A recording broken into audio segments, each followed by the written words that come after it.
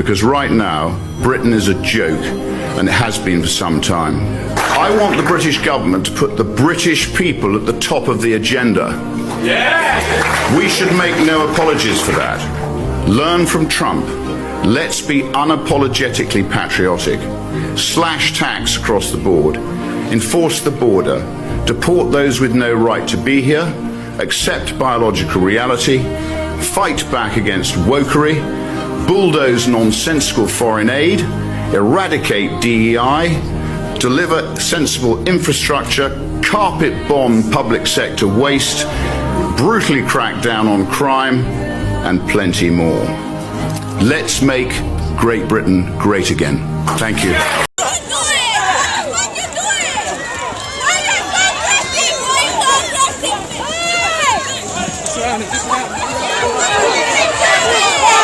During a recent interview, MP Rupert Lowe said, in other, to make Great Britain great again, all illegal migrants and extremists must go. He said the government must deport all illegals in the country for this country to be the Great Britain we know.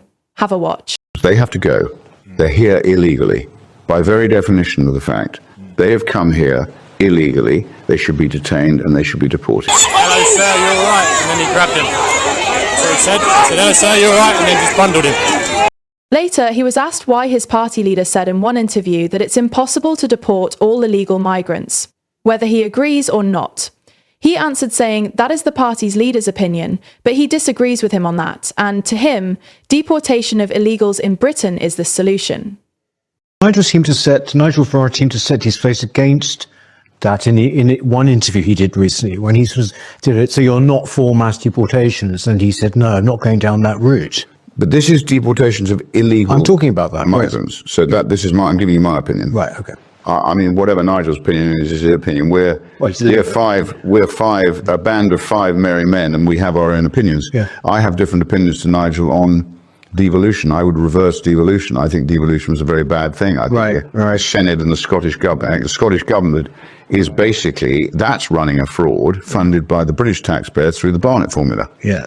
So I think it's an absolute scam, the whole thing. The judiciary is in bed with the police, and the police are in bed with the politicians. I mean, the whole thing is just an awful example of devolution. The Senate too, I mean, a lot of Welsh people, I said this at the conference, and in other interviews, he made many understand that mass deportation of illegal migrants is the answer to the UK problems. Those who have no rights to stay in Britain should leave the country immediately. Criminals in our prisons, 10,500 of them, we now know how many, they should be deported. If you come here and you commit crime, you should be deported. There's no reason for you to stay here. Before we continue, if you've not already, subscribe to our channel and ring the bell for upcoming updates. In the complex landscape of British politics, immigration remains a hot-button issue that elicits strong opinions and passionate debates.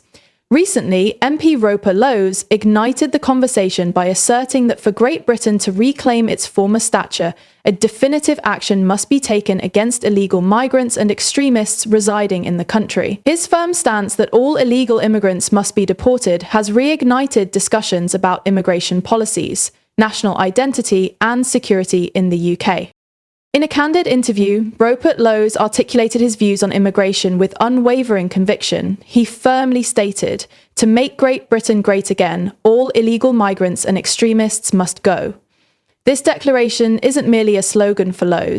It represents what he believes to be an essential action to restore national pride and security. The MP underscored the notion that illegal immigration undermines the fabric of society, suggesting that those who reside in the UK without proper documentation pose a threat to the country's values and stability.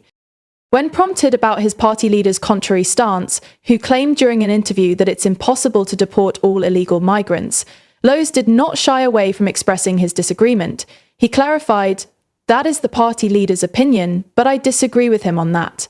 This acknowledgement of internal disagreement within the party's hierarchy highlights a rift that could have implications for party unity. Lowe maintained that mass deportation is a feasible and necessary approach to addressing the challenges faced by the UK. His assertive response signals a willingness to defy party lines for what he perceives as the greater good, a position that could resonate with constituents who feel similarly frustrated by the perceived failures of the current immigration system.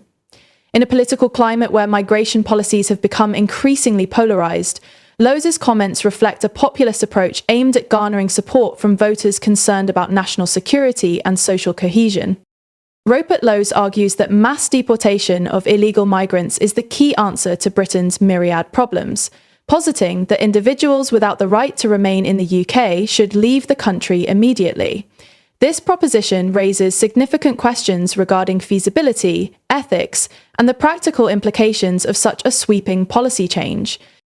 Advocates of mass deportation often argue that it curtails crime, relieves pressure on public services, and safeguards British jobs for citizens.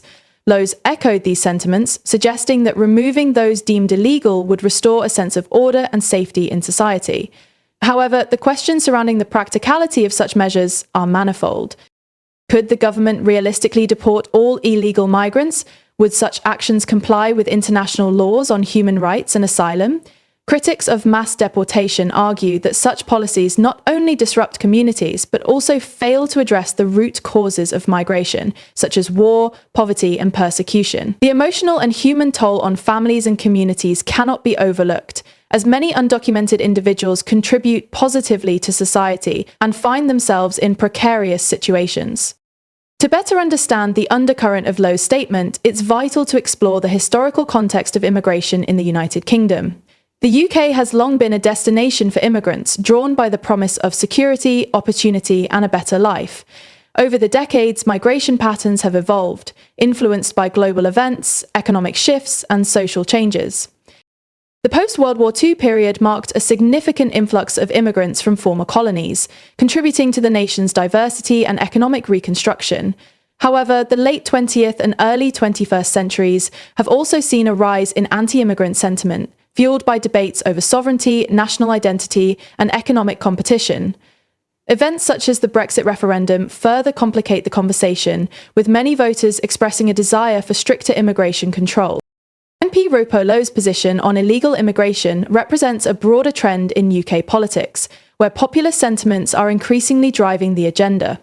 His calls for mass deportation align with a segment of the populace that feels alienated by globalization and frustrated with government policies perceived as too lenient on immigration.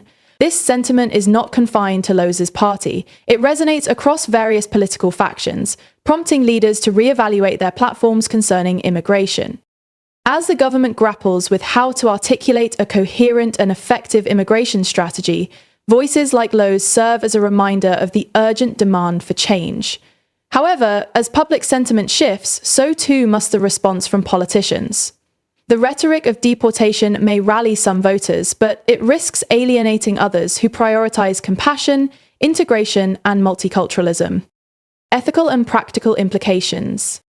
The call for mass deportation is laden with ethical considerations that extend beyond political rhetoric. The humanitarian implications of forcibly removing individuals from their homes raise critical questions about the moral responsibilities of a nation.